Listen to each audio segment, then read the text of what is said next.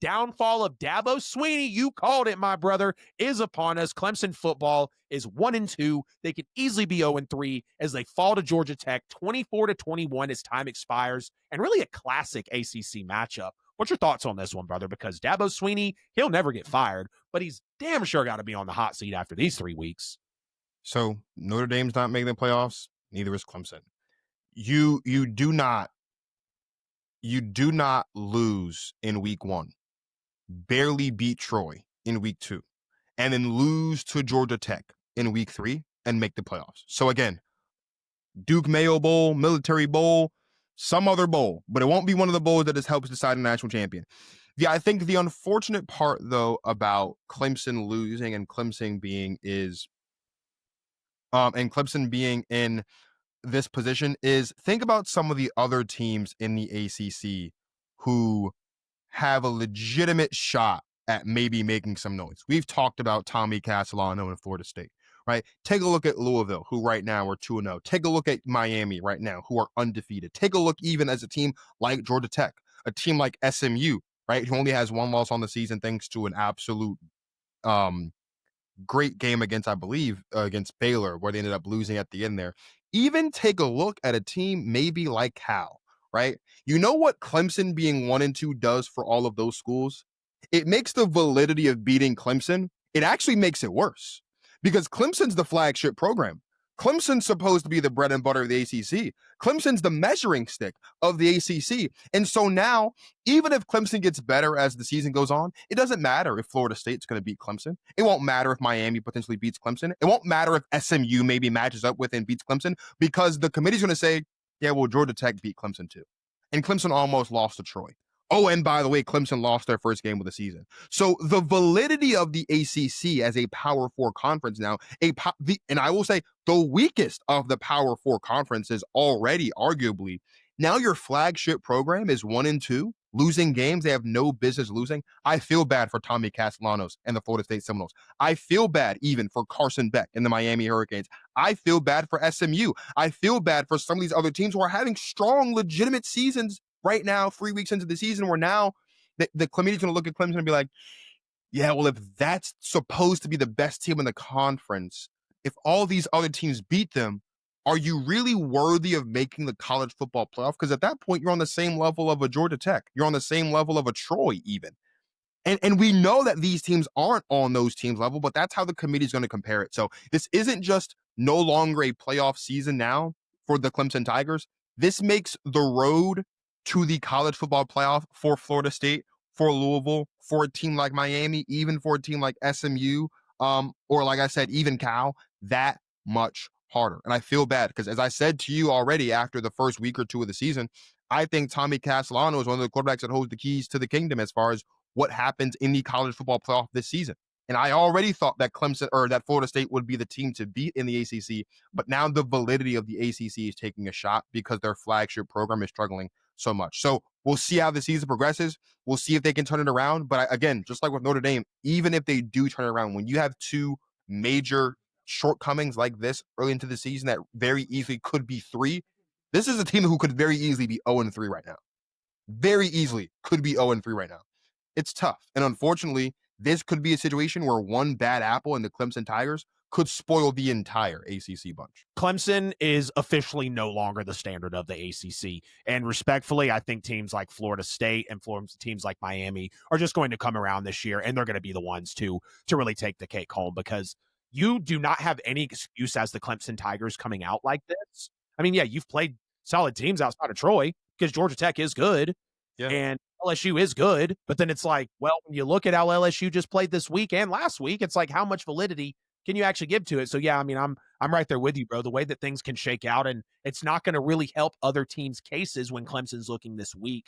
Again, it's going to be funny to see how the committee just really views this. But Georgia Tech came out hot. I mean, they just marched down the field, multiple good plays, chunk plays, exposing that Clemson defense. I mean, Haynes King just an absolute menace. I respect them going for it on 4th and 2 to open the game, but you also could have taken your points. That screenplay was pretty bad, and that could have came back to bite them. Thankfully, you force a turnover on Clemson early, and then you take your field goals. So you could have potentially nothing right there. I would have liked to see Brent Key situationally coach a little better in that moment. But Clemson calling their own timeout and then missing the field goal shows that they were just absolutely shaking in their boots, Bobby Dodd Stadium. And there was no question about that. Haynes King overshot Stockton at first on the deep shot. Then they realized that busted coverage. They dialed it up again.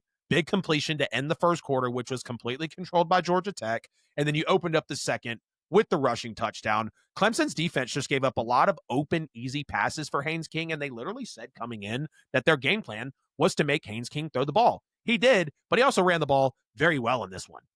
Speaking of quarterback play, Cade Klubnik held the ball forever in this football game. I mean, Cade Klubnik was just giving another very bad, very overrated quarterback heading into the season. Cade Klubnik was giving us his best Caleb Williams, Justin Fields holding the ball impression that he could.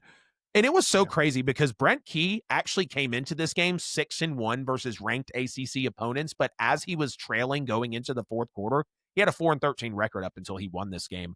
Georgia Tech just put up a heck of a goal line stand in the final 2 minutes of the first half, too, barely letting Klubnik slip across on the fourth down. And that was Clemson's really sole chance to swing the game back in their favor. And I'm sorry, but Clemson just never felt like they were truly in this football game. Clemson came out with a big play jet sweep for a first down, which is exactly what they needed. But then you had multiple junk plays to tie it up right out of the half until Cade Klubnik,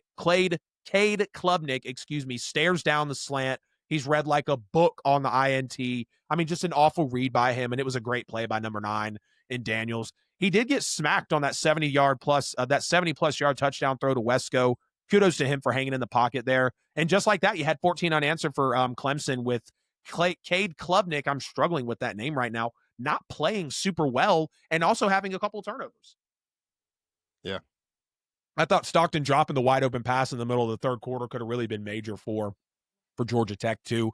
Speaking of that, they let up tons of pressure in the second half, mainly at the end of the third quarter, and getting very conservative with their screenplays. I thought that was going to be kind of a downfall of Georgia Tech. And then you decide to take the ball out of your best player's hands, your quarterback and your running back, Jamal Haynes and Haynes King, without question, and you decide to run a trick play tush push with your struggling tight end. That really could have done Brent Key in on that one. That was a huge coaching gaffe. We have to ask the real question. It's Haynes King, the best running quarterback in college football right now. The vision, the knowledge, the decision-making, the power, the grit. I mean, Haynes King is a very, very good running quarterback right now in college football. Like I said, Dabo Swinney was 162-8 leading while entering the fourth quarter. Brent Key was 4-13 in the same situation. Dabo Swinney had won 95% of his football games in that situation until this game happened. Brent Key had only won 4 times in those situations until the 5th time happened in this game. I don't understand why Dabo Swinney is not calling a timeout with the clock ticking down. Some people are like, why would you call timeout? Why would you help them? Why are you not trying to help yourself? You let the clock run all the way down from a minute to the end of the game. You didn't try to ice the kicker. You cannot take your timeouts home with you. And you're just going to let him bleed it out. You had 2 of them. You could have at least called a timeout to stop the momentum flowing or something. I don't even understand people's arguments of why would you help them out by calling a timeout? You need the time. They literally kicked the field goal to win the game as time expired. That is perfect clock management.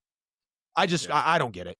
Like I said, you're beat by number 12 in LSU week 1. You're down 16-3 at halftime to Troy. And now you lose an unranked Georgia Tech while being number 3. Clemson's 1-2 for the first time in 11 seasons.